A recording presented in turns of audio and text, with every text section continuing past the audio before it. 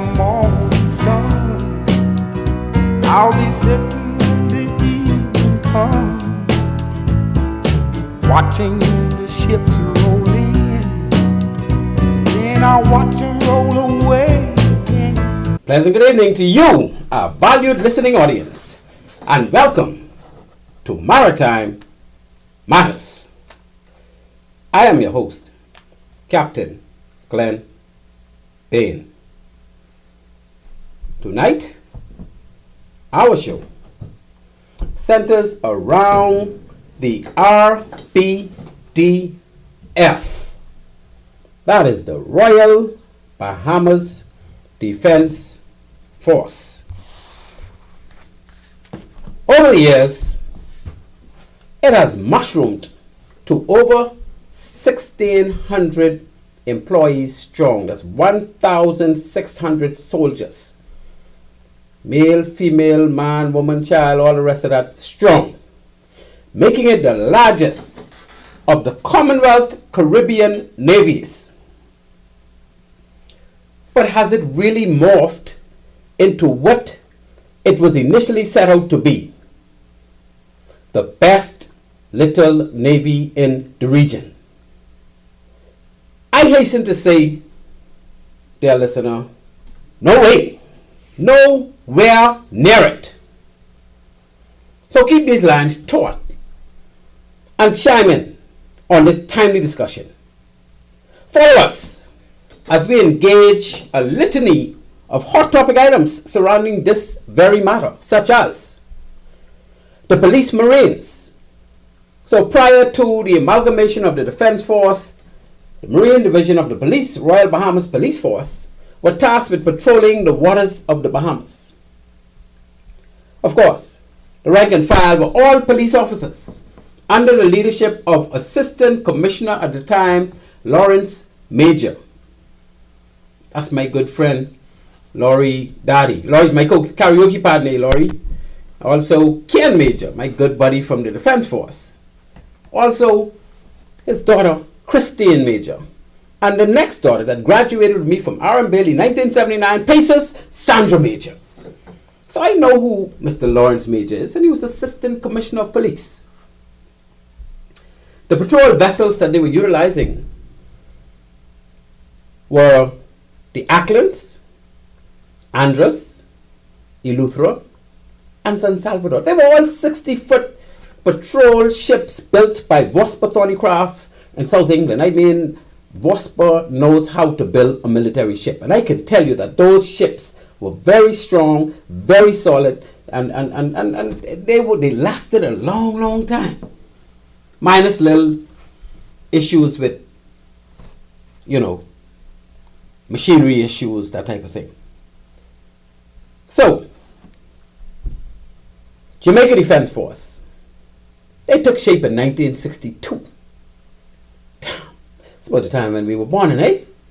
Trinidad and Tobago Defense Force, they also got off the ground in 1962. And our Prime Minister at the time, my number one, respected, I was his protege, tried to be his protege, but I was his number one fan. Sir Lyndon Pinlin, my hat's off to him 1,000 times. He was my mentor. He was just about all of our mentors. But anyway, he thought it necessary that Jamaica, Trinidad, and then in 1979, Barbados started their defense force. So Lyndon decided that the Bahamas will not be left behind. And he established the Royal Bahamas Defense Force. Came into force, enacted, gazetted in 1980, March 31st. This went against a litany of naysayers. You had all kind of people, what Pinlin trying to do? And they dubbed this initiative the making of Pinlin's army. How shallow-minded, how tunnel-visioned, eh? Look at us today. The Royal Bahamas Defense Force is something that we can look at and marvel. Commander William Swilly was seconded from the Royal Navy in 1974 and became the first Bahamian Commodore 1 year later in 1975.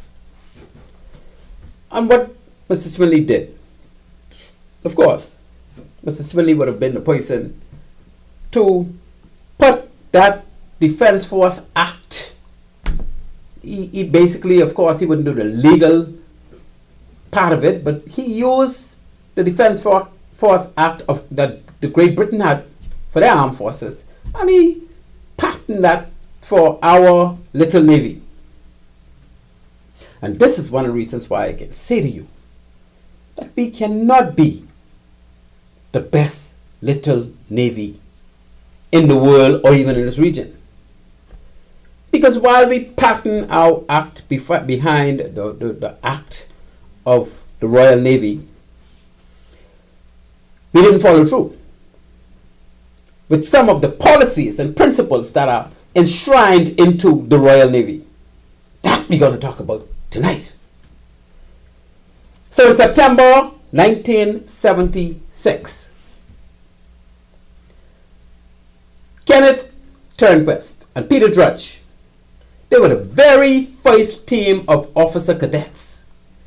They were midshipmen. They left the Bahamas to go and train to be the first two Dartmouth trained officers. Went to Britannia Royal Naval College, Dartmouth, Devon.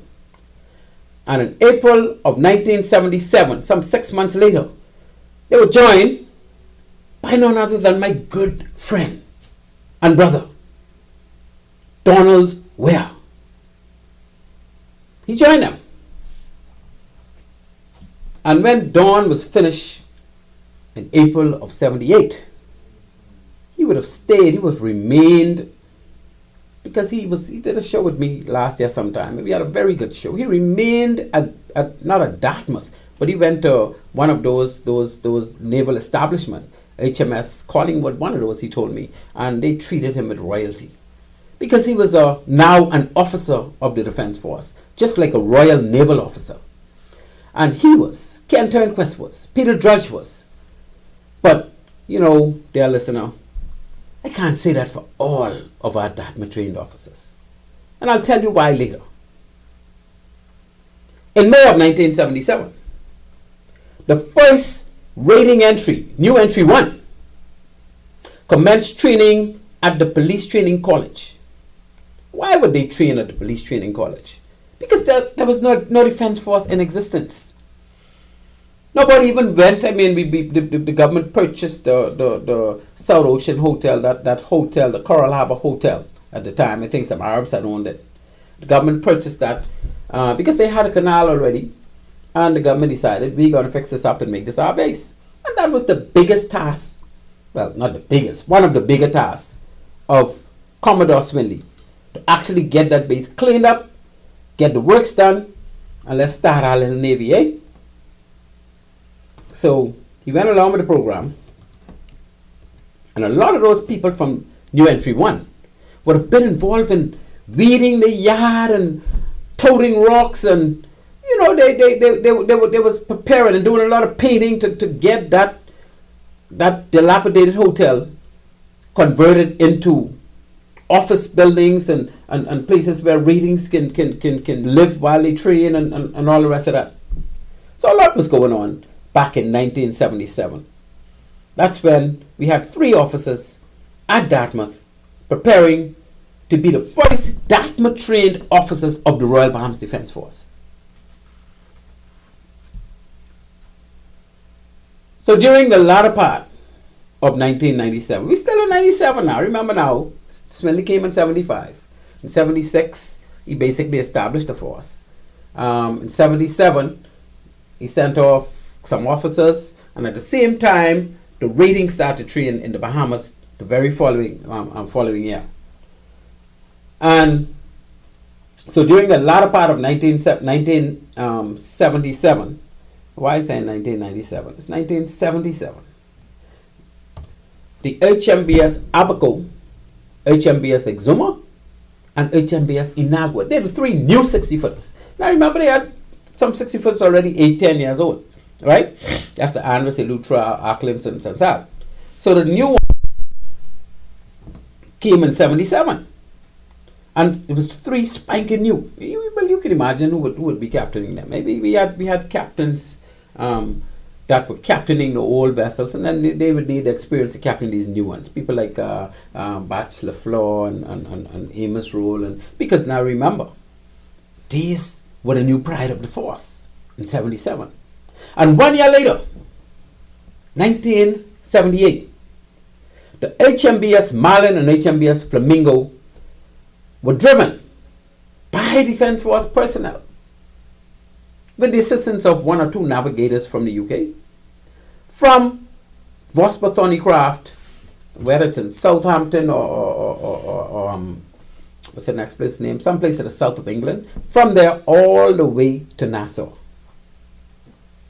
So when those vessels got here, 108-foot craft, 103-foot at the time, yeah, they're 103-foot craft, the Marlin and the Flamingo. They were already battered and bruised, and they done test and prove themselves, and they were strong built naval vessels. And they did the job, and they did it well. And the guys actually, Dornware and Ken Turnquest were 2 people that actually came with those vessels. Dornware stayed until the vessels were ready after he finished Dartmouth, and Ken Turnquest would have gone back with the crew of ratings. And guess what? Not only ratings that were in entry 1 and entry 2, but some of the police marine people as well went off to England to bring those 2 ships back. So when the force first started to get together, we had a mixed team of police marines and Defence Force trained entry 1, entry 2, entry 3, 4 or 5, etc. personnel, along with senior police officers. And when I say senior, I'm talking about deputy superintendent, assistant superintendent, chief inspectors, that type of thing. And they were mixed along with our junior guys. Well, they were junior because they just finished Dartmouth. That's Ken Turnquest, Peter Drudge, and Don Well. And then, of course, they have been followed closely by the Roger Roll and Anthony Allens and Godfrey Roll and Jackson Ritchie and those fellas, Cool Breeze. And so we had a steady flow of officers coming in from Dartmouth. And they joined up and learned. And I want you to know they had to learn from those police marine officers. And the police marine officers had some navigating fellas too. Because Scotty Munro and Bachelor Flaw, they were navigators. So they would be the people that Ken Turnquest, Dornware, Roger, and them would have learned from. They would have you have to know which side to leave Northwest Channel like. You have to know which one, a Blossom Channel, Lark Channel, or Flaming Channel to go through. You have to know to stay off 6 miles off Norman Spit, how to pick up the keys and keep going down, and how to get into Stanley Key. They would know these things because they were doing it for years before Dartmouth. See, Dartmouth is not going to train you how to move around in the Bahamas, you know. No, you got to learn that, just like I had to. Just like every officer had to. You work under officers who know. And as you move forward, you learn how to take these vessels in certain ports. You learn how to take them around certain lights and through certain channels and certain cuts. And that's why Defence Force officers were so good, because we're not the typical mail boat that did a fixed route. Once we left that base, we could be called and told to go anywhere in the Bahamas. And most of the times, they send us in shallow areas. So it ain't no secret that some of the best navigators in this country would have been Dartmouth-trained Defence Force officers. So the Flamingo and Marlin came, and shortly after they came in, 2 years later, the Defence Force took shape. So 31st of March 1980, the Royal Bahamas Defence Force was officially gazetted and amalgamated to an official entity. So, at that moment, you know what had to happen? Those policemen that were police marines, they had to make a decision. They had to decide whether they're going to remain in the police force or they're going to sign up to the Defence Force. And it was a half and half split. All of them didn't come over. Well, most of them came over. The bigger portion came over to the defense force, but some of them went back with the police because the police Marines no longer existed after this date. But you know what was happening all along? Because the Defense Force Act was not legislated. It was written out, they were going through it, but it was not officially gazetted to be law. You had to wait a couple of years for that. So no Defense Force officer had no authority to carry out an arrest at sea. The police Marines had to do the arresting part. So again, the job would not go on without them. So a lot of Defense Force people, when they think about, oh, they were just police. Yes, they were just police. But they were powerful police. And they had trained Bahamian navigators. They got the brightest and the best navigators from around the country, especially the people out of Cat Island, man. I'm Ragged Island and that type of thing. They were the navigators for the senior police officers. Because you wouldn't expect the senior police officers to know how to navigate vessels, eh? And some of them learned, like Amos Roll would have learned, Leon Smith learned a little bit. But they had their navigator that was responsible for safety of navigation, but they were in charge, and when it's time to board ships and stuff, they carry all the weight. So we thank, and we have to thank, the Police Marine Division for the role they played prior to the amalgamation of the Royal Bahamas Defense Force. So, shortly after that amalgamation on the 31st of March 1980, the next couple of 6 weeks, a month and a half, the 10th of May, that same year, 1980, the HMBS Flamingo was destroyed by Cuban makes. So it wasn't even 2 months in yet, and we had this big international attack. So we know the rest. That's history. We talk about that over and over again on all kinds of shows. But that is a very significant impact on the making of the Defense Force. And I wouldn't refer to it as the best little Navy because it's not. It never was. I hope someday it will be. But I wouldn't refer to it as that. And I'll tell you why as we go along. In late 1981, right? Commodore Swinley. I remember he came in from 85. So 81, 6 years later, he was replaced by another Commodore from the Royal Navy. And that is Commodore Belton. Now these officers were on loan. They were still a part of the Royal Navy. They were only on loan to us. They were not retired officers who we just pick up to say we want you to know. The Royal Navy lent them to us so that our force could be steady as it go from start until our government was comfortable enough to say that, okay, we got this. The British officers could go back and we swap them over, let a Bahamian cadre take over the leadership of the Defense Force. And so Belton came in, I think, for about 5 years stint. But a decision was made to not give him all of his time. We're going to cut it short because we're going to make Captain Leon Smith the Commodore in 1983. So Mr. Belton was only here for 2.5 years, eh? And if you ask me, Commodore Belton would have been, in my opinion, and in many others' opinion, because you talk to everyone. I knew Swinley was okay and he was cool and he was this and he was that, but Belton was I think he was the best Commodore we ever had, right? And I say that without hesitation. And anybody want to challenge that, please call up and let me know why you think somebody else was better than Commodore Belton. He only did 2 years.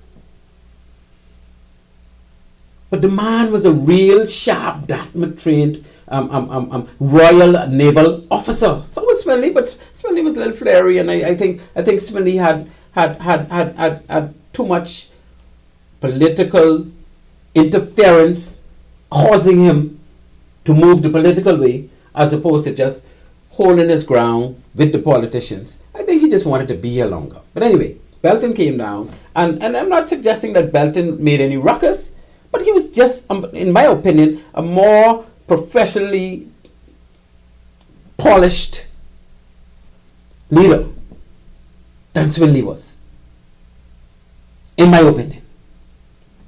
Okay, so Belton was gone, and Commodore Leon Smith would have taken the helm of the Defense Force in 1983. During 1984, we had 3 commanders who retired from the Royal Navy. Went over and sought them out after doing a lot of interviews. That was spearheaded again by Commodore Leon Smith. They were Commanders D.B. King. You know what we used to call him? Dead Bad King. One I could tell you, he was dead bad. Then we had Commander Ray, who came to basically, they put him in charge of the squadron, all the ship sailing, and he was responsible for getting all the reports and making sure the officers do their job and follow up properly. And then we had Commander Mahone, who took over the reins from Darby Allen of being the person responsible for the engineering department. All those ships, giving them support and all the rest of that. And we got plenty to talk about that. Because I can tell you, oh man, we was a mess when it come to engineering enough. It's still a mess. And I challenge anybody to tell me no. Police sergeant. Around 1984. Came to the Defense Force to drive the plane. Because, you know, we had a plane that we had a Lieutenant Commander Henderson. We used to call him the flying doctor. He was the person that flew our plane. And when he was retiring, because, you know, he was a little up at the age and time to go. When he walked like a humbug and all the rest of that. He needed to go back home, and he was happy because he was here for a little while. But he was replaced by a police sergeant who knew how to fly twin engines and was in the police force. And what happened when that sergeant was brought into the Defense Force? They made him a huge promotion from sergeant to senior lieutenant. That is a huge promotion. Because our best staff trained officers, all the way Ken Turnquist and the Donware and Roger and them, they were only senior lieutenants at the time. So here's a sergeant coming in, because senior lieutenant is equivalent to like chief inspector. Right? So when Bachelor Fleur and Scotty Monroe came over, they came over as senior lieutenants and they were chief inspectors. So here's a sergeant hopping and skipping a wall kind of rank. But it is what it is. That's what happened. And I have nothing against the sergeant. Because I can tell you, he and I were good personal friends, and he was friends with most people in the officer corps. You can't blame him for what the force does, eh? And dear listener, listen here. You all know how I go. I don't call names, and I don't focus on the person. I focus on the system. I focus on what actually happened, and I'm speaking facts. I'm making none of this up. And this is not about people. This is about the system of the Defense Force. And then around that same time, Defense Force experienced an influx of special duty officers. So you still had your officers going to Dartmouth. But the leaders of the force at that time decided we're going to make a lot of officers who are senior rates do a fast track course at Dartmouth, 6 months instead of 1 year. And they're going to be officers. And they didn't come back as acting sub-lieutenants like the midshipmen did. They came back as full sub-lieutenants. Well, I can share my view on that just yet, dear listener, because I can tell you, some of my best friends are SD officers from back in the day. And I don't blame them for what happened in the system of the Defense Force that took a deviation from what was practiced in the Royal Navy. A big deviation. It really struck us to the core. And it poisoned the Defense Force to some extent. And I'm telling you what I know. Because the way special duty officers were designed and the way the policies were being adhered to in the Royal Navy didn't exist in the Defense Force. So our force started to morph into what we call full-fledged career naval officers to fast-track special duty officers. Never see it anywhere else in the world. Only in the Bahamas. But that's what it was. And then, shortly thereafter, we had our very first female new entry one. Again, that was somewhere around 1984, 85, right? The females came in. Not a bad thing at all. But again, it didn't happen in line with the way it's done in the Royal Navy. We're not talking about people. We're talking about the system. And shortly thereafter, about a year later, something happened that I don't think ever happened again in the Defense Force. And definitely should not have happened in the Defense Force, or in any Navy, or in any Coast Guard. And I think this is the only one in the world that it happened to. There were two senior rates, very good friends of mine. I'm not calling nobody name. Two senior rates were promoted to lieutenant. You can imagine that without going to any officer training. So there was no officer training given to these two people.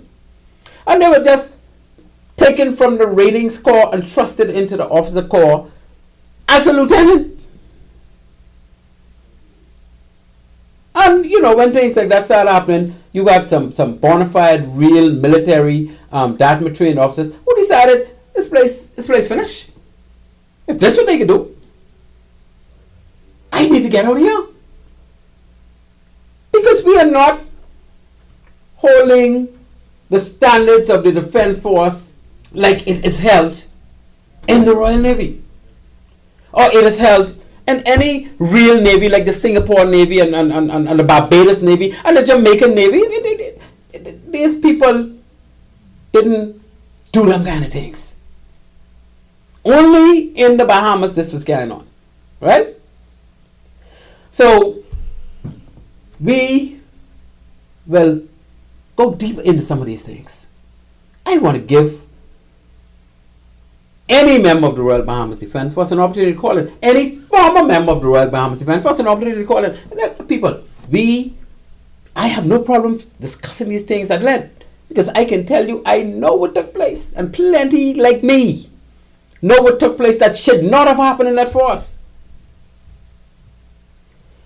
So before I go any further, let me recognize my number one fan. Annie Mae, you up there in Freeport, I know you're listening.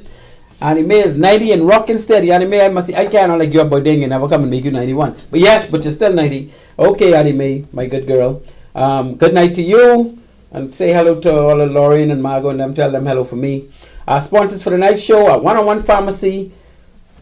Also Island Care Pharmacy up in Freeport. You got One-on-One Pharmacy on East Street South. And also on Charles Sanders Highway. You get One-on-One Island Care Pharmacy in Freeport. And you want good service anytime you need medication, check out 101 Pharmacy. Also, Bahamas Maritime Connection Limited. We provide the full slate of ISPS services, training, audits, assessments, plans, consultancy, you name it, we can do it. That's who got us on air tonight. 101 Pharmacy, Island Care Pharmacy, and Bahamas Maritime Connection Limited. So to you guys who listening out there, it's my pleasure to introduce to you the man behind the controls. Hey, can't do this without my good producer. So ladies and gentlemen, I present to you tonight the insatiable, the man of the hour, the man with all the power in his hand tonight. He's fully capable, very able, the one and only Mr. Craig Gibson. Yep. Okay, no salute tonight. Ain't like how I mess him up. All right, Craig, everything cool. Oh, you give it a salute. Thank you, sir. Thank you, sir. Ladies and gentlemen, you're listening to Maritime Matters. On this show, we talk maritime. Maritime Matters airs weekly at 19:30 every Tuesday here on Love 97 FM. Purpose of our show is to highlight persons that made significant contributions to the maritime in the Bahamas and to sensitize Bahamians of opportunities in the maritime sector. We also cover current maritime issues from the domestic and international maritime field. We ain't have no time for that tonight. We dealing with the Defense Force, the making of the Royal Bahamas Defense Force. Halfway through the show, we will open the phone lines. As a matter of fact, we can open it up, producer. Okay. Oh, we done got a call on the line. Man, I even ain't got halfway through the show yet.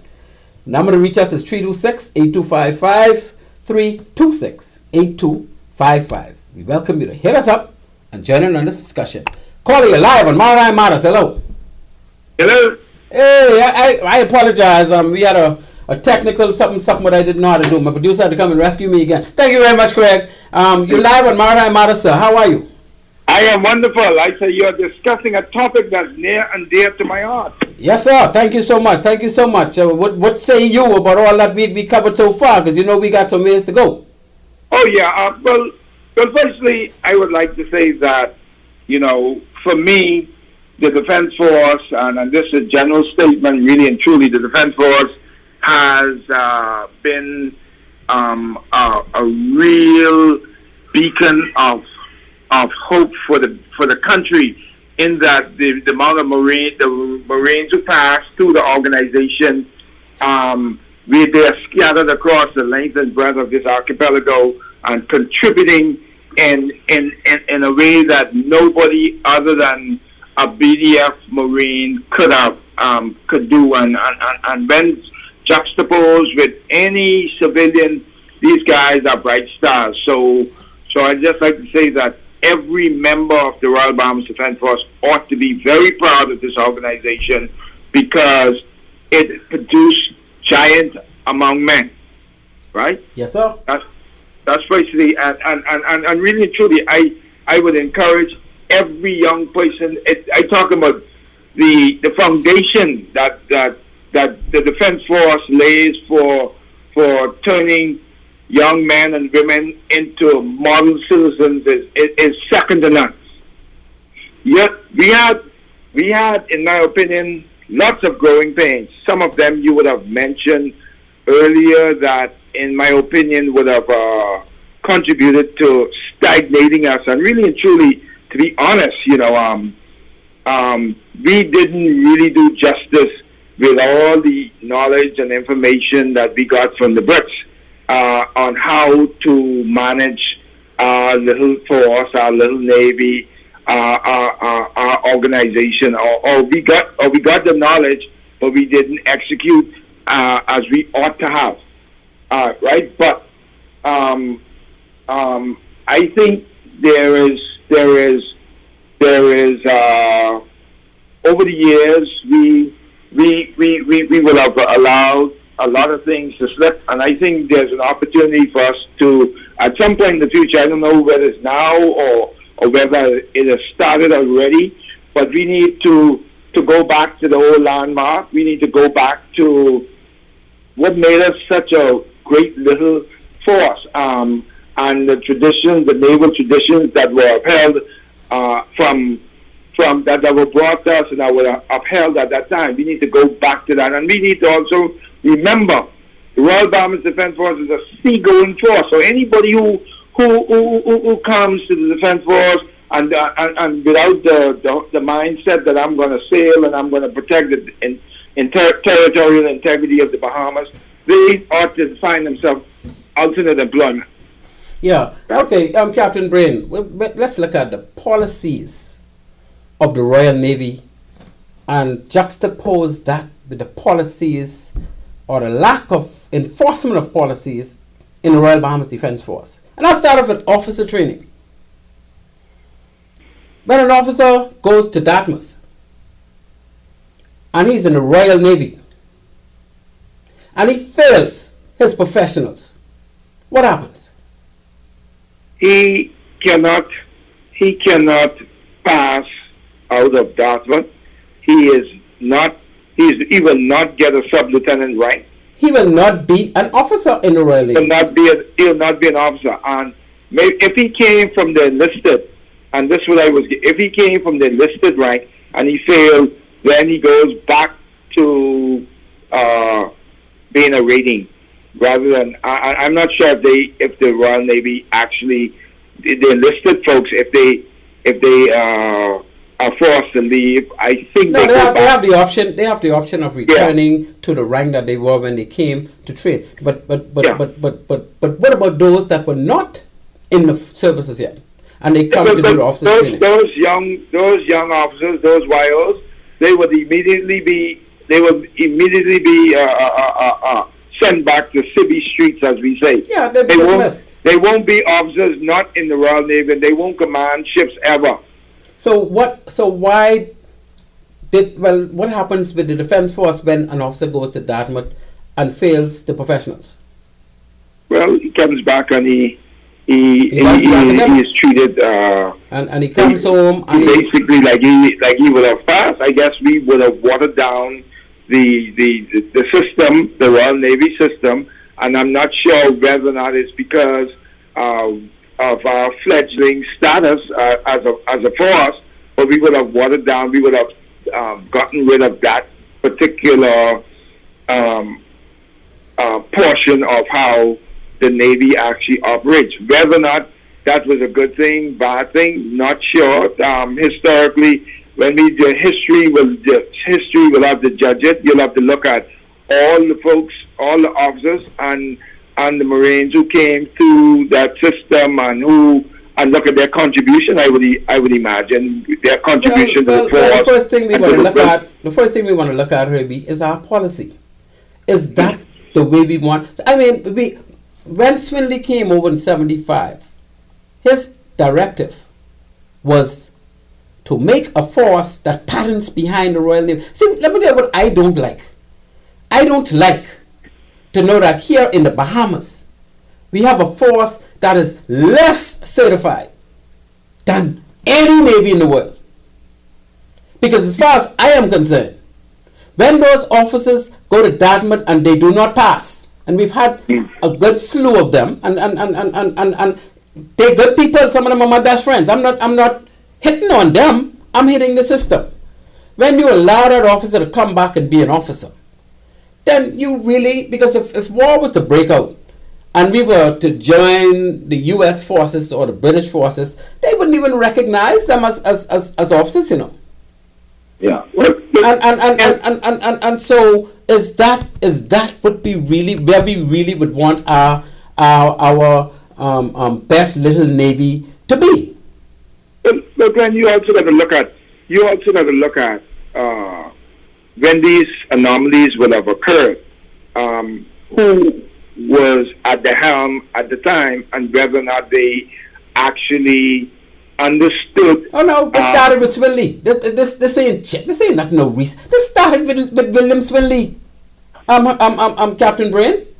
This ain't something that later on down the started. This started from in the 70s. But like I said, I'm not sure whether or not it was in our attempt to build a maritime force, whether or not a decision was deliberately made or to go that route. But no, however, the mandate was to Swinley from Prime Minister Pinlan. We want a little Royal Navy with all the bells and whistles. We're going to be just like the Royal Navy, but smaller. Yeah. Right? And so I'm saying that Mrs. Willie knew. But my suggestion, because you don't want to lose people, right? My suggestion would have been, look, if you send an officer to Dartmouth, you send a cadet to Dartmouth, and he doesn't qualify to be a Royal Naval officer as the system requires, then give him the option to be a senior rate when he get back home. Now, if you have a senior rate with Dartmouth training, that will strengthen your rating structure. Yeah, but Glenn, what you're saying is, in my opinion, is a good suggestion. However, at that particular time in our history, you didn't have no say, and I didn't have any say. But I'm calling it out. I'm calling it out. I don't have to have say then, but that don't mean I can't call it out for what it should have been. Yeah, but what I'm saying is, we have only realized the injustice that we did ourselves in hindsight. However, no, that ain't no hindsight. I can tell you I had a problem with that from us in the force. Who tell you that's hindsight? I just didn't like the fact that we were less than a real Navy. But let's look at it. Let's look at it from a different perspective, right? We are a very, very small country. Those folks who had the opportunity to go off, we were very small in numbers, and I would suspect that the intent was to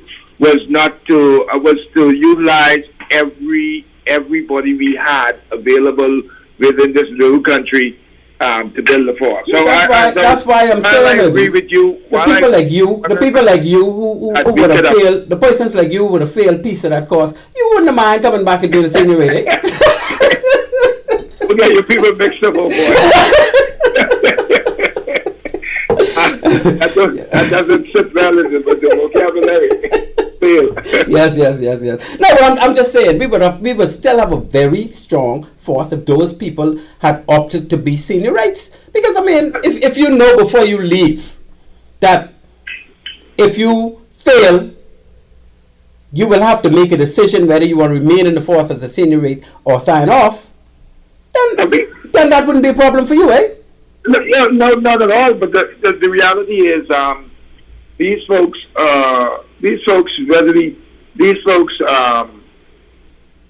were part of the organization, albeit the system was not, in our opinion. I talk about most of the people who went to Dartmouth and passed. In our opinion, that was an unfair situation because a lot of these folks actually rose to be our seniors. But be it as it may, I think the force today in 2023, we have a unique opportunity to look at all these experiences that in some way hindered or retarded our growth, and we have an opportunity to fix some things. And if you look at everybody who would have came through the force, when they look back, and everybody seemed to suggest that the way we do things in the organization has been watered down a lot. And I would go on the limb and says that is directly related to political interference in the organization that stunted its growth. Well, I'm not sure when you talk about. Now, we all know that political interference come into play with promotions, right? And that's across the board. That's defense force, police force, prison, everywhere. Especially when you get into those senior ranks, the act itself tells you that promotion to lieutenant, commander, and higher is by way of political. It's a political decision. It tells you that. But Glenn, no, technically, and I can tell you from my own experience. When I was assistant training officer, we had recruits who could not measure up during the 15-week training, that we said, okay, not suitable to be a part of this organization. And once we would have released them, they were sent back by politicians and say, okay, you must defense force, you must take them back. Yeah, but that's fine. And these are the folks who eventually became what we call the slackers in the organization, and these two persons who did not make it. Right? That was in those senior rank or whatever. This is recruits. Yeah. So this whole concept of political interference and the whole organization becoming the kicking ball for the politicians to send constituents who they would be in favor with. That is really and truly degraded what we would have produced or what we could produce as Marines and as officers. Okay, Irving, let me just give, in case anybody else want to call in, you and I are having this discussion, and we could have this all night, and I think we probably might. But let me just give them an opportunity to call 326-8255 if you want in on this discussion. Captain Bain and Captain Bain are having a discussion about the Defense Force. We have a litany of topics that we thrown out there, and if you have any questions, if you have any input, if you have any challenges, please feel free to call, and I will put him on hold while we talk. So I don't want people to say, oh, you had him on for so long, I couldn't call. No. You call, and I will see when the line light up, and I will answer your call. And he'll just hold until we get back to him. All right, Captain. And I just would like to say, if I very quickly, that I encourage every BDF Marine officer, everyone who has passed through that organization, to call in. Yeah. Say what it is.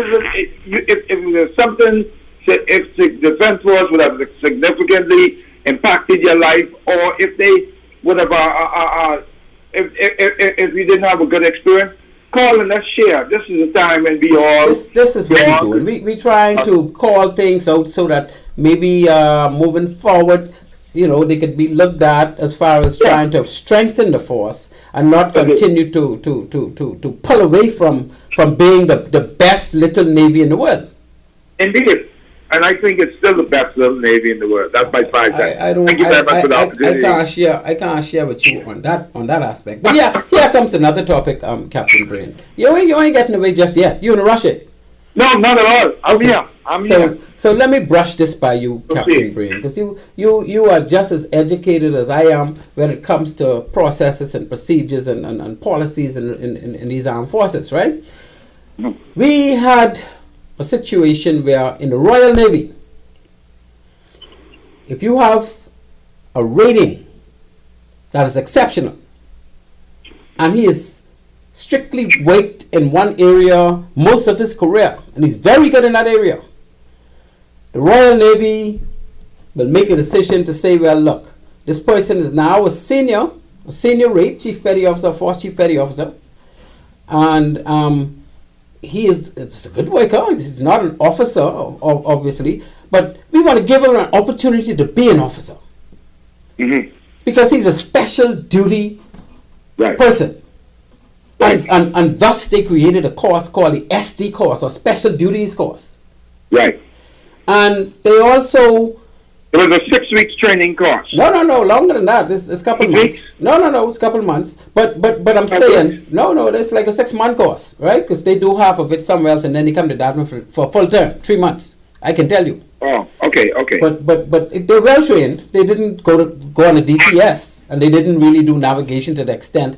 They didn't learn to drive the boats on the river. They, as far as they're concerned, they don't have to do those things because they only work in a specialized area. Right. But when they become an officer, they will become a lieutenant. And under no circumstances in the Royal Navy will that SD officer go beyond the rank of lieutenant commander. That is correct. That is the criteria. That is the standard.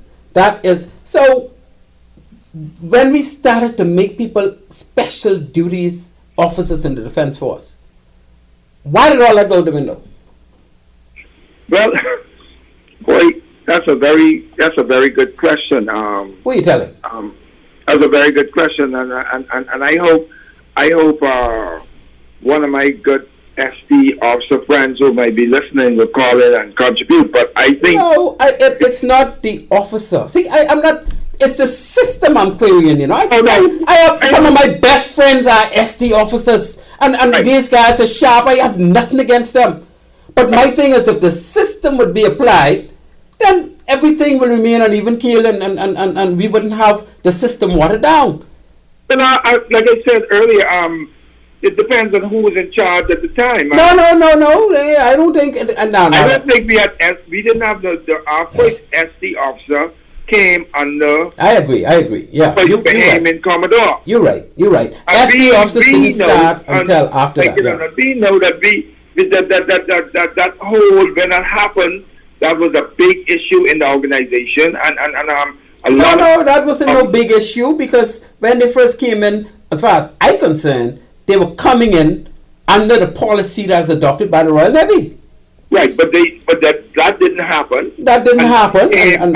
When they came back, they were competing side by side with me and you, and they were surpassing us in terms of rank and the like, and they were moving, and it wasn't no structured.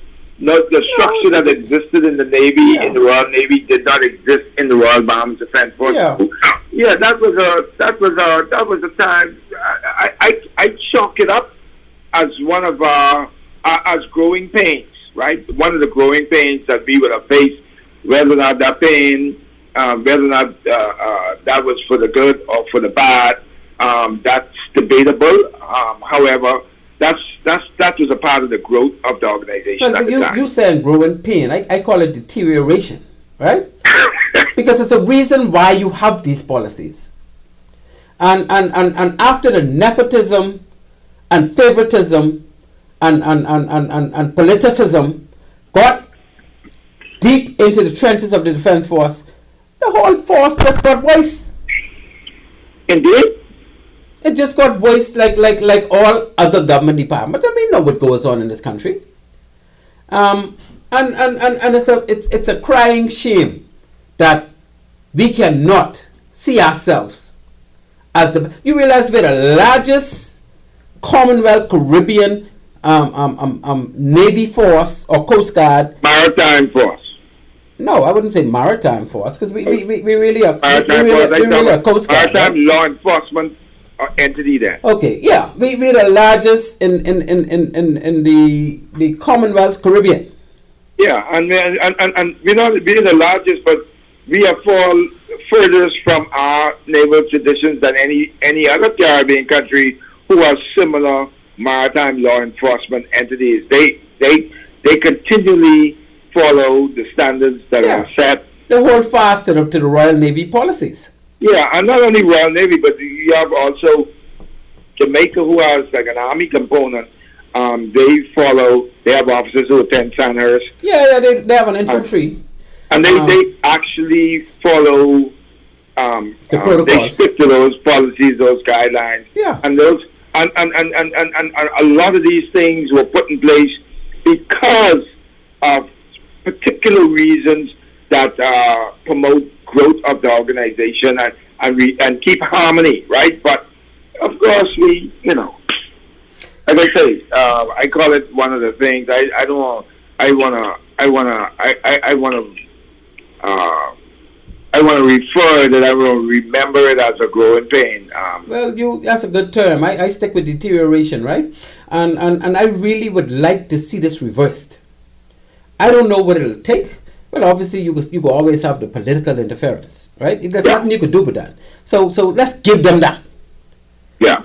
But let the leadership focus on righting this ship, because this ship is listed. It's LOL, right? Well, it is not upright.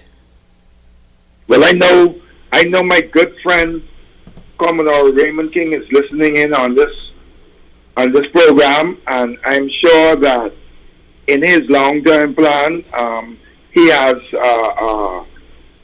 plans to address some of the anomalies that currently exist. I'm hopeful. Well, I believe that. I believe that Commodore King is well poised. He's well planned, and he listens. Mm-hmm. And he came through the trenches from whence they came. He's something like me. We used to walk the road barefoot back in the day. right? I mean, you ain't know nothing but that because you all always like tennis. And I always remember you as a person who had means. you don't remember me because you didn't know me until you joined the defense force. But your daddy, they always had money. But anyhow, Raymond King is I think fit. He's in the right place at the right time to make something like this. While it may not happen, he could take a couple of stabs at it and have some level of improvement. Because of course his hands is going to be tied in some ways. But in the ways that his hands are not tied, I would like to feel some things happen. I want you to know that everything happens in those forces. Anything happens in defense force, everybody just know. Yeah, and I don't want us to get away from the young officers and Marines who will have been exposed to Dartmouth training or training with other naval forces around the Caribbean, around the world, and they have an obligation too to bring back what they will have learned and to help to grow the organization. So I just want to throw that out there. I'm not putting all the burden on the Commodore because we invest a lot of money, a lot of time into officer training, and they too have a responsibility, to ensure that they help to grow and put in place those policies, those procedures, those plans. Of course, the Commodore has ultimate responsibility, but we need to collectively, through those officers, look at where we headed and start to begin to right the ship by putting in place those what we will have learned and those good practices that work for other countries, other navies. No, but we can't see. It has to start from the top, and it has to be initiated. Because you've been on couple training, I've been on couple. Well, they ain't give me hardly none. They didn't like me when I was in defense force. But you've been on quite a few, right? And you could not on your own when you come back say you want to run a short course to expose that information to some other officers in the force. That'll have to be a mandate before you leave. When you return, we expect you to run a 6-week course on what you learned, and then we expect you to run it every year until we get a lot of people have done. It's something that have to be put in place by the command. I agree, and I'm not advocating that these young officers could do it on their own. What I'm saying is let's bring back the ideas. No, but they have no choice. If the command put that in place, they wouldn't have an option. They have to do it. Let's advance these, and when you have your general meetings, when you have when you're sitting in the wardroom and you're relaxing and discussing with the colleagues, let's find ways to make it better. Because if we don't, we will have done the force an injustice. A lot of folks living underparted has poured themselves into the organization, and we have an obligation to make sure this works. This organization work and continue to work.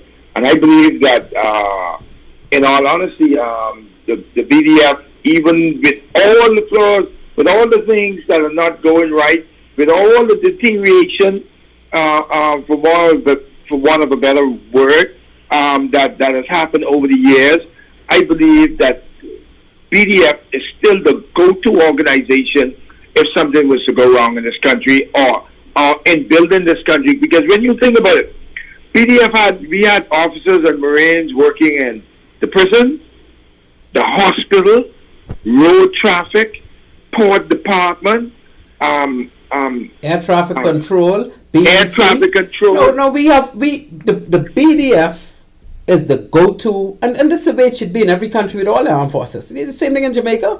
The armed forces will take over if you have an industrial situation that threatens the running of the country, and this is normal, right? And no matter whether we're doing things based on proven policies and protocols, we're still going to be able to do it. We can do it with what we have. Yeah. But I'm saying we can do it better if we have the proper protocol and certified people doing the things that certified people should be doing. You have no argument from me. Well said. Agree with you 1,000,000%. Okay, we move to the next one. I let you go yet. I don't have no intention of going anywhere, Captain Bain. Very good. We have a couple policemen that came over to the Defense Force, and without doing officers training, and we know who the numbers is. It's 3 of them that I know about, right? And there may be more, but it's 3 that I know about. Without doing officers training, they were given officer ranks. Mm-hmm. Which I think was a slap in the face, not only to the system, but to the officers that went through the channels of government. Because, 1 or 2 of them they came in senior me from a rating structure and not doing any training, and they just got lieutenants and senior lieutenant and that type of thing. What are your views on that? Yeah, but Glenn, if you think about it, right? When that happened from the force's inception, we had when Batch never went to do officer training. But Batch was an officer on the police force. See, I talking about. He got a naval rank. Scotty Monroe got naval rank. They were chief inspectors, so they should get naval officers rank, because when you compare the force with the force, a chief inspector is equivalent to a senior lieutenant. So that's what they got. They were trained officers, but they got naval rank. So no, but they were when you transfer rank to rank, I can understand that. These people were Defense Force personnel. Now, one of them was a sergeant, which is not an officer in the police force. Okay. And from there, he was given senior lieutenant. Oh. That's what I'm saying. Yeah. Okay. Now, I'm saying that is definitely against whatever policy, because he did no officers training, and any officers training you do, you basically get started as a sub-lieutenant. Uncharted. He was one clown. But I'm just saying that these are some of the things that took away from the serious-minded career officer that is crossing all the lines, or dotting all the I's, crossing all the T's, right? And then I remember a junior officer went off to Dartmouth, came back, and never sailed. He was given a particular head of department post. Well, I think it was junior head of department, but then he was head of department, and just never sailed and getting all kind of ranks. But you have to remember who was in charge at the time. I keep going. Yeah, but we all know who was in charge when all the deterioration or the major set of deterioration started happening. Because it was a bunch, like I say, it became a system of nepotism. It became a system of favoritism. It became a system of politicization. That's a word? I don't know. Somebody, Mr. Ngwami, correct me on that one. So, like I said, when we as we grew as an organization and as people at the top changed, they brought their not only way of doing things, they also brought their nepotism, they brought their favoritism, they brought everything else, and it became personalities took over. Personalities directed policies, personalities skewed the way things ought to be done if it's properly done in accordance with naval custom, tradition, practices. Yeah, and that's when I really lost respect, because I always used to say to myself, man, I own this job for life. If they fire me, I'll be back here tomorrow, work for free. I really thought Defense Force would continue to keep its keel even. You telling me that you would not go back and work for free? Is that what you're telling me? Well, not after it deteriorated to where it is now. Well, speaking of where it is now. But Glenn, speaking of where it is now, in your wildest dream, could you ever envision the Royal Bahamas Defense Force as it is, with more than 10 foreign captains? Never. I never envisioned that, because when you the reality is when you promote someone to a foreign captain, you have to look at the size of your force and look at the people who he or she will be commanding. If you're a captain, it is if you're a commodore, for example, right? The equivalent to that on the army side would be what, the brigadier? Yep. Brigadier general, right? And a brigadier general commands a battalion. A battalion is about 2,000 people, right?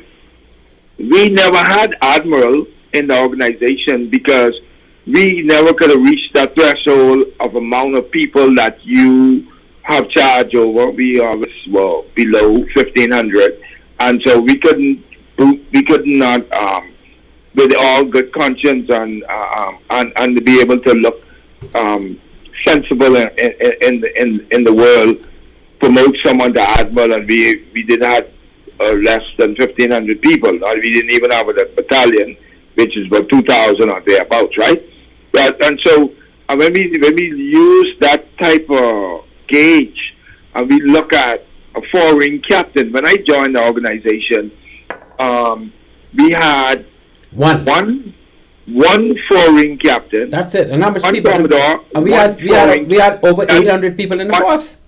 Yeah, and we had one. I think I would say one or two maximum force chief petty officers on the rating side. But again, but how much we get now? Boy, a year we are. I can only tell you a year that there's quite a bit. The last I heard, it was over 100, because last year when somebody came over, they told me it was over 70, and I was like, over 70 force chief petty officers? It may not be that. No. That's what it was then, and I understand it now over 100. Wow. So most definitely it's still over 70. Yeah, and again, those are the things, and I go back to your initial that's destruction of the highest rate in the force. That's destruction. I go back to your point. I think those type of things erode the force in a way that you would not imagine, because of the fact that, and even though when you look at some of these folks, when they sit down with their counterparts around the world and they start to discuss what they will have done during the course of their careers, I don't believe they will be on equal footing with their people of similar rank, right? And so it causes a problem, but it's something that again we have to look at, we have to fix, we have to get it correct, and it may mean at this stage of the game, it may mean that we may have to make some really some drastically new policies that guide and govern the way we manage and the way we set up our organization. I don't know if we need policies. I think we just need to enforce the policies that are there. I think we need to look at the protocol that was established by the Royal Navy by trial and error, and just go along with what is already there, instead of just raping the whole system and making a mockery out of it. Because really it's a mockery right now. If you tell me, because now look at when we were in the force with 800 people, you had one commodore, one captain, and no less than 2 force chief petty officers. Now you double the number, you get 1,600 people. What you should have is one commodore, 2 captains, the most, and 5 force chief petty officers, the most. But instead you have over 10 captains instead of 2. And over 70 force chief petty officers instead of 5. What sense could that ever make? Let's look at the logic as I will have heard, right? The logic is, the intent is to decentralize the operation of the Royal Bahamas Defense Force to the extent that they want to have a base in the Southern Bahamas, Matthew down in Agua. They have a base in Ragged Island. They have a base in Grand Bahama, and I'm not sure what any place else. But I am advised that the intent is to, if you have some of these promotions were to facilitate those new structures in the those outer satellite bases, right? So, but you don't need 4 rings. You don't need 4 rings. If you got a frigate and a destroyer, like the Royal Navy got destroyers and frigates, but 3-ring captains running them with over 200 and 300 people on them. Man, you can't tell me that because you want to send somebody to somebody, they need to be a 4-ring captain. Well, that don't make no sense. Why can't there be a 3-ring commander? Well, you're singing to the choir. It's just a matter of, like I said. Well, that justification ain't holding up, my friend. I am advised that the decentralization of the force. Decentralization don't mean you need to make everybody captain. Decentralization means you need to respect your rank. And when you got a commander on the force, like how when we had Commander Amos Roll, and he was the only commander, that rank was so respected. The lieutenant commander's ranks were respected. Indeed. Come on, you don't have to be a captain in order for people to respect your rank. There's no need to have more than 3 captains in that Royal Bahamas. No way, nobody could convince me you need more than 3. And you got 11, 12? If you have a captain responsible for the satellite base, for example, right? Well, you don't need a captain to be, you only need 1 captain to be responsible for all the family islands. I'm just hypothetically speaking. If 1 captain to be responsible for the base. And that's it. Well, I mean, that's a concept, right? But persons who are making these decisions may have a different perspective on what they think that they need. That don't make it justifiable, though. Their perspective may be totally off. Maybe, right? But not.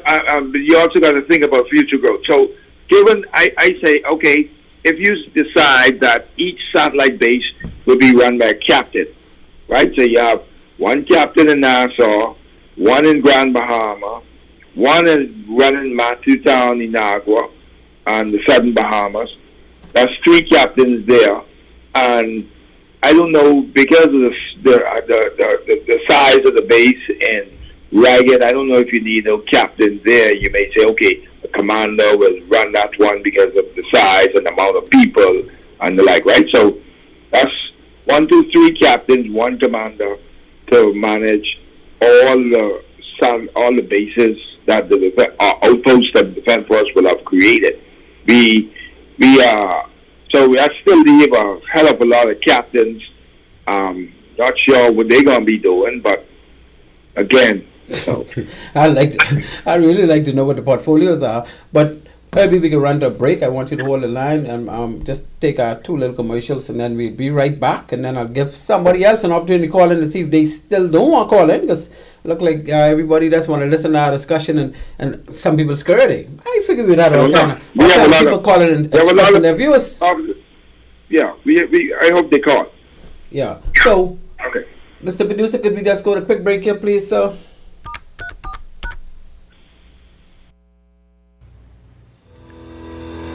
At Bahamas Maritime Connection Limited, we offer first-class maritime security services throughout the Bahamas and the wider Caribbean.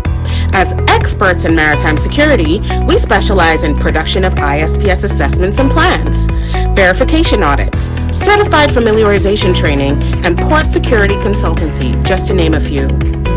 Our services also include provision of a security force to maintain all required ISPS facility security compliance. For all your maritime security needs, visit us today in Nassau at our East Street South location or in Freeport in the Kipling Building. Call us at 392-3515 or follow us on all social media platforms. Bahamas Maritime Connection, your leader in maritime security. Let's help you make the connection. At One-on-One Pharmacy, our friendly staff is ready to serve you. Visit us today for all your prescription and over-the-counter needs at our East Street South or Charles Saunders Highway locations. We're open Monday through Saturday from 8 a.m. to 8 p.m. and from 9 to 4 on Sundays. In a rush?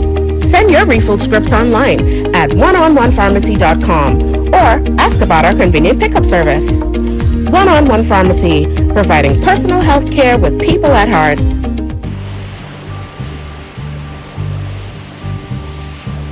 Ladies and gentlemen, welcome back to Maritime Matters. On this show, we talk Maritime. We're having a good time tonight. My good friend, Captain Brain, and myself, Captain Brain, are having a discussion as we break down what goes on, what should have gone on. Is the Royal Bahamas Defense Force the best little navy in the world? And, you want to run this discussion. Our number to call is 326-8255. I say it a little slower. 326-8255. We want our listening audience to get in on this. I'm watching the lines. Ain't no lines lighting up. I know we're having a good discussion. You know we're having a good discussion. But there are a lot of people out there that could contribute to this discussion. I know we got a lot of ex-Defense Force people. They tell me they're always listening to the show. And guess what? Don't wait till you see me out there talking about, man, Cap, I didn't want to call. Okay, so some of the lines are lighting up. Three or four, producer. 3 or 4. 3? Let me hold a second, please. Indeed. Caller, welcome to Maritime Matters. Hello. Hello. Yes, ma'am. Welcome to Maritime Matters. Yes, good night to you, Captain Bain, and your partner on the line. Good night to you, Lady Veronique. How are you? And Berenice Johnson, the original, and I must give thanks to the Almighty God through Jesus Christ of Nazareth. You got another caller, so you got to tighten it up a little bit, Veronique. We got another caller and another caller. Yes, I want to give divine solutions, divine salutations in all who I normally call out, and especially my mortal boss, former Prime Minister Hubert Alexander Ingham and his 2 political prime ministers from one law firm. Now, this is so timely because, like I said, you all are speaking about the Navy or the Defense Force that was started by the father of the nation. And that's why I commend and respect highly Dame Margaret Kinley for speaking out from the tone, because we all have to come together and get the history so that his name must be cleared before Dame Margaret's eyes close in death, God forbid. And we must always respect the British monarchy. The British monarchy is one who must be kept above politics, because you are now commending all of the training that happened and the interference with Commander Swinley, that you say political interference happened up on Fort Charlotte. That is where all the catacombs and all those who believe that they were responsible for independence and not the Linden Turkey. And that is one of the reasons why I said his name must be cleared, and it must be done up at the Paul Ferguson Center live so people can call in. Thank you so much for that contribution, madam. I got to run to another caller. Take care of yourself now. Thank you for calling. You too, also. God bless you. Roger. Caller, you on Maritime Matters Live. Hello. Yes, am I on? Yes, sir. You're on. Yes, I came on the show a little late, and I think I understand the gist of what you guys are talking about. I believe what you're saying is very correct. That is the proper way the institution should be run. But I think when government gets involved, they have a different outlook. They add some politics to it, and they polish it up, and to make it attractive in some way, to make the younger generation see something that they are offering. With all those captains out there, I could be wrong, but a young guy coming to school, so you mean there's a great chance that I could join that institution and rise to the rank of captain. And that may be something that they are trying to do to attract people to have a career. And not that it is the proper thing or the correct way, but when, young people look at the institution or the military, whatever you want to call it, they see possibilities for themselves.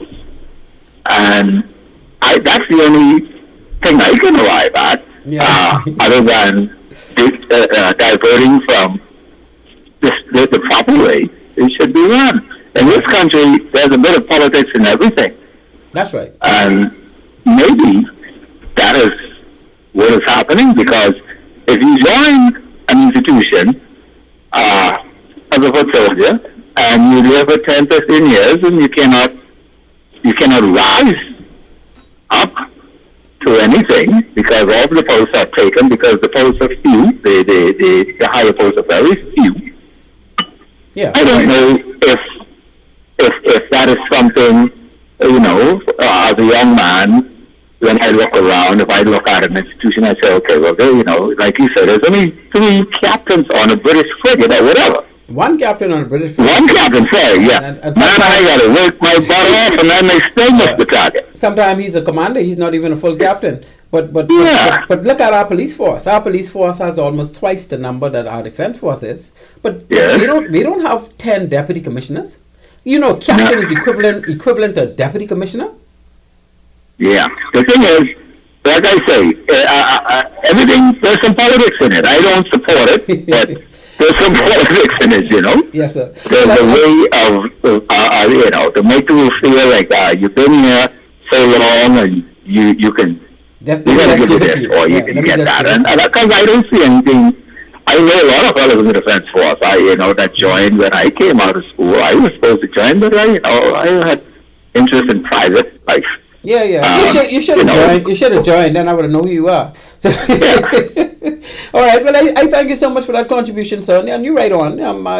Politics really distorts things, but I think politics interferes with the way things really supposed to be. And no matter how you beat your chest about it, those guys, they just do what they want to do anyhow.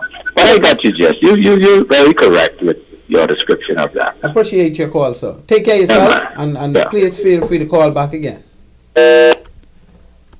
Yes, General Captain Brain. Yes, the gentleman, he's absolutely correct. Glenn, if you remember, that's exactly what I was saying. But you're wrong on one point. The police has the exact same problem. Politics has infiltrated there as well. If you look into the police force, and I can't speak for the police force really and truly because I was never police, but I have plenty police buddies, and they have the exact same problem that the defense force has. That's not to the extent they do not have 10 deputy commissioners. They don't even have 5 deputy commissioners. 10 deputy commissioners, but everybody has khaki. Everybody's walking around with a cane. They don't even have like a lot of young officers, except for the ones that were just recently passed out. They have a lot of anomalies in how the promotion structure has evolved over the years. So they're experiencing the exact same problem. What I would like to say, however, even with these issues, like the caller said earlier, probably would never go away. But I just want the politicians who may be listening, right, to remember that when you have this level of political interference in an organization, a military organization, it erodes and decays. It's like a cancer. It changes the whole concept of how things ought to be run in the military. It changes to a very large degree the morale of the men who serve and who are exposed to other navies and other forces, how they do things. And so, we just have to keep that in mind. So when these decisions are made, and they will be made, that these will be there will be people, and hopefully there are advisors at these ministries, like the defense ministry, and when I'm sure there'll be other advisors there. I know for sure. One of our good buddies, a couple of them still work there, that they would give the minister the best advice and not acquiesce to political aspirations and political nepotism. Yeah, well, you're right on it. And I think that the technocrats really need to take a staunch approach. Even you can't tell the minister what to do, but you could advise the minister strongly that if we do this, sir, or ma'am, this may be the results, because this was tried and tested already by the big navies. They were going on for centuries, et cetera. And without that, then the minister's just going to do what he want to do, because you're not even advising him. Of course, and then on a broader scale, Glenn, when we look at this whole the way how we do things in general in this country. We have permanent secretaries acquiescing to to the minister who have not a clue probably of his ministry. He's a newly elected minister. They yield to the minister say, and that's what they do. They some of them they wouldn't open their mouth to say, well, minister, no, they cannot go like that. We just simply that's not gonna, that if we do it like this is what the outcome gonna be. This is what the negative impact gonna be. But we have a lot of work to do in our country and how we manage our little country, because this whole business of politics. I call it politics. That's what it is. That's what it is. This is eroding everything that our forefathers would have built, all the blood, sweat, and tears that people would have gone through to get us to where we are today. We are messing it up because we don't want to do things properly. There you go. That's the bottom line. Well, that's the last word, my friend. We're fresh out of time. I thank you so much for you wasn't in studio, but you were still my co-host. Because you know so much about these things. So one day you'll decide to come in studio, and then we'll have a co-host in studio, Brother Brain. So I thank you again, and say hello to Lady Deborah and the young ladies in your life. And we will keep in touch, and we will keep it going. Sasha and Jade, yeah.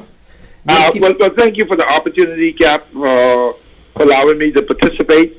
I thought it was a lively discussion. I think we needed more time. However, you will see me on the show shortly. But thanks again, and thanks to the listening audience who tolerated us for the last hour. So I appreciate the opportunity. Right, thank you. Thank you much. All right, and with that, ladies and gentlemen, I thank you for listening and continuing to listen and make contribution to Maritime Matters. We will keep it going as best we could. And to my good old Annie Mae up in Freeport, well, I know you must be listening to this one till it was over, Annie Mae, or you sleep. Anyway, Annie Mae, always good to know that you got my back and you always listening in. And ladies and gentlemen, next week, Tuesday, we're going to do some more Defense Force. We're going to be doing the operations of the Royal Bahamas Defense Force and compare that with what we think the operations should be like. And they're not doing too bad with operations, but we still want to do it. With that, I say, I thank my good producer, Mr. Craig. Craig, thank you very much. You always let me go a little minute or two over, and you're always on the game. Boy, you're not like a good producer. And with that, ladies and gentlemen, we say, as always, Maritime Matters. Out. Look like nothing's gonna come my way, so I'm just gonna sit on the dock of the bay, watching the tide roll away. Sitting on the dock of the bay, wasting time. Love 97 FM.